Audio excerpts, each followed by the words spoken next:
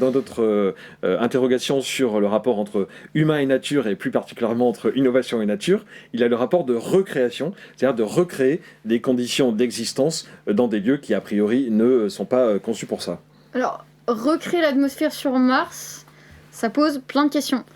En se préoccupant de l'atmosphère sur Mars, est-ce qu'on se détourne pas des problèmes de notre planète ? Est-ce qu'on ne va pas aussi déporter nos problèmes à nous sur d'autres espaces comme Mars ? Et est-ce que le fait d'habiter Mars va pas aussi nous inviter à revoir notre éthique ?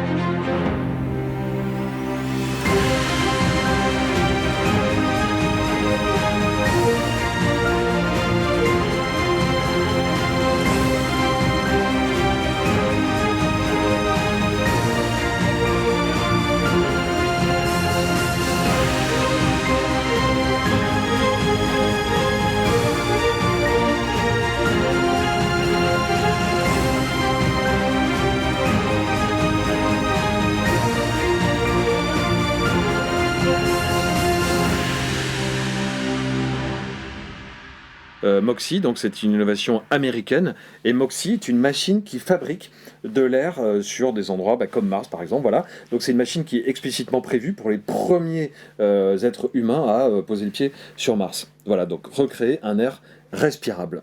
Alors, donc c'est vraiment... tout se passe comme si la réalité et la fiction se rejoignent finalement.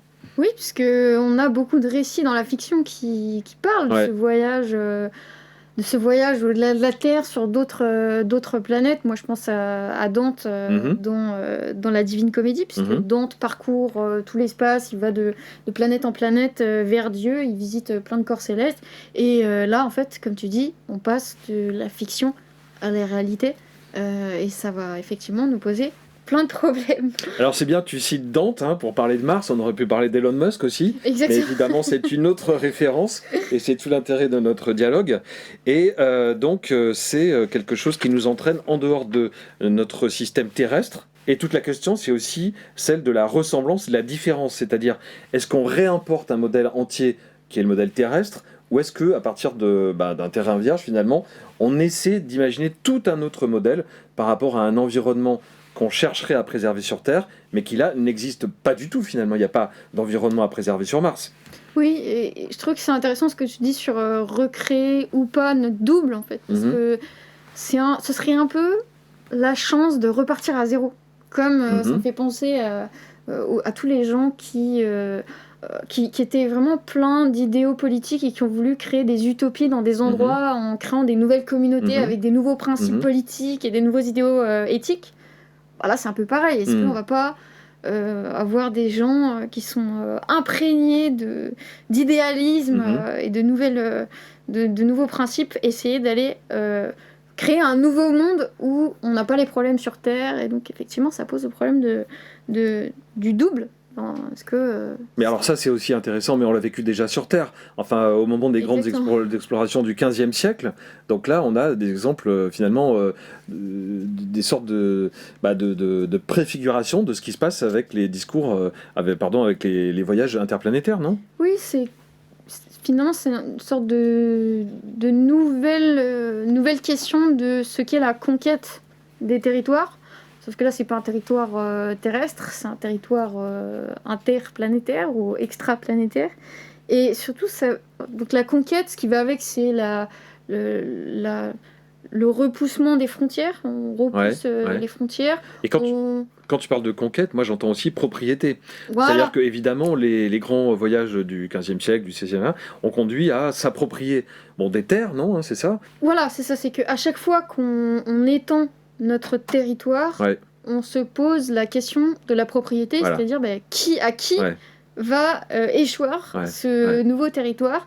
Ça s'est posé effectivement dans l'histoire. On a cette question qui se pose quand on fait les découvertes au XVe siècle, nouvelles découvertes grâce à la navigation. Qu'est-ce qu'on fait de ce nouvel espace commun qui est la mer ? Au moment de l'aviation, notamment au moment des guerres mondiales, on se pose la question de qu'est-ce qu'on fait de l'espace atmosphérique ou de l'air, qui possède oui, c'est ça. L'air, parce que c'est un nouveau territoire.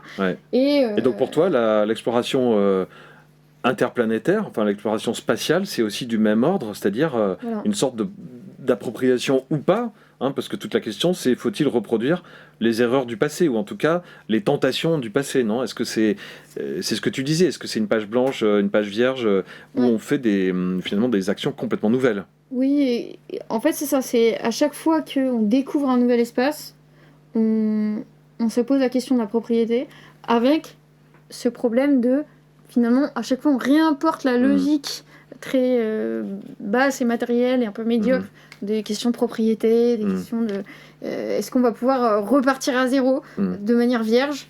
C'est une question.